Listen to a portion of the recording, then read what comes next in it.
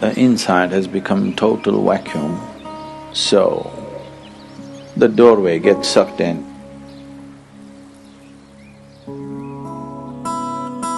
Another way of opening the third eye is you contain everything inside. The first way of doing is the best way of doing.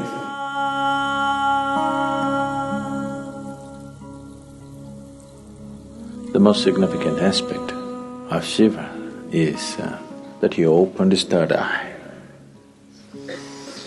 All the other things, he danced, he meditated, married twice, did so many things, that's not the thing. He opened his third eye. It's only for that we remember him even today. For that, even today, after thousands of years, we still bow down to him. Because there is no substitute for knowing. There is no substitute for knowing means. And there is no way to know unless your perception goes beyond your present levels of perception. Unless your ability to see is enhanced beyond its present limitations, there is no way to know.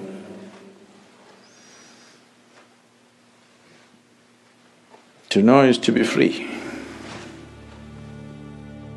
So,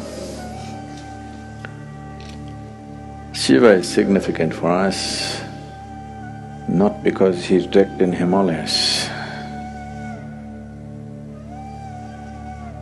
not because he played with snakes, not because of this or that, because he opened his third eye. He perceived what most human beings fail to perceive. What is unseen for a large segment of humanity became a normal part of his vision. That's what third eye means. So people say, when Shiva opened his third eye, it was a fiery process, fire came out of it. Why they're saying fire is because within himself, he burnt everything that he thought mattered to him. He became like a fire chamber, like a kiln, that within himself he burnt everything that can be burnt. And then from every pore of his body, instead of sweat and blood coming, ash came out. Why? Shiva is always depicted as ash smeared. He didn't go about smearing ash. Ash came out of his pores. This is to indicate that he has burnt it all. He has burnt every shred of ignorance, everything that one believes as true, he burnt. Because he burned everything and everything became ash, then this opening of the third eye could not be denied to him. When it opened, people saw fire because the inner chamber was burning. There are two ways of opening the eye. One way is the inside has become total vacuum, so the doorway gets sucked in and naturally has to open. The doorway becomes limp and falls inward because there is nothing. He simply burnt not only his thought, not only his emotion, not just his relationships and possessions, he's just burnt his very being. The individual being is completely burnt out and there's a total vacuum, so the door fell inward and it's open. So people saw fire because it was burning still.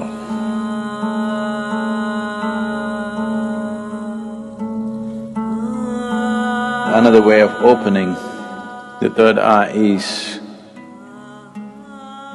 you contain everything inside. Everything is contained. You did not find any expression for your thought, any expression for your emotion, any expression for anything. You could not even utter a word. See, if you remain silent for 4 days, on the 5th day, you feel like singing suddenly. If you don't know how to sing, you want to howl like a wolf. Huh? Because you want to let go. You didn't let go anything, so much pressure built up, and this door got knocked open from inside. This is another way to do it. The first way of doing is the best way of doing, because if you open it by building pressure, it opens up today and again tomorrow it may just shut itself. Or before enough pressure builds up and this opens, something else freaks in you and you run away, yes? Because the pressure builds up in such a way, if you have to hold it, you need… because you don't know what's happening, it looks like torture. It looks like 7th degree torture. If you're putting yourself through the whole process, then definitely your mind will ask, what is the point of going through this torture? Because it's a lot of torture. Not letting a single thought find expression, not letting a single emotion find expression, not uttering a single word, not finding expression to a single opinion that arises in your mind, single idea that arises in your mind. Oh, it'll burst you somewhere. If you hold everything intact, this will open, otherwise something else will freak. But you are a little… you're diplomatic. You believe in the middle path. That means you don't wish to get anywhere. People who believe in the middle path, they're determined not to get anywhere in their life. Middle path means just your comfort zone. Neither this nor that. Either you become empty, the sheer power of vacuum will open it, or you build up pressure in you, it'll burst open. Two ways of opening. Middle path means you are a professional bullshitter. Really. Full-time bullshitter you are, not professional. Profession means they do it only part-time, right? They do it only certain times of the day. It doesn't matter where you go, you do your own stuff. Middle path. Middle path is a way of not getting anywhere, and after some time thinking, this doesn't go anywhere. Right now you're walking on the street, suddenly you found a big rock, there are only two ways to go, either this way or this way. This way a tiger is growling, this way there's fire burning. You think the best thing is middle path, that is to go into the rock. Obviously this is not going to go anywhere. This will give you good exercise for some time. If you try to go into the rock, it's a good exercise, really, it'll build a lot of good muscle if you take the middle path. It's just that you don't go anywhere.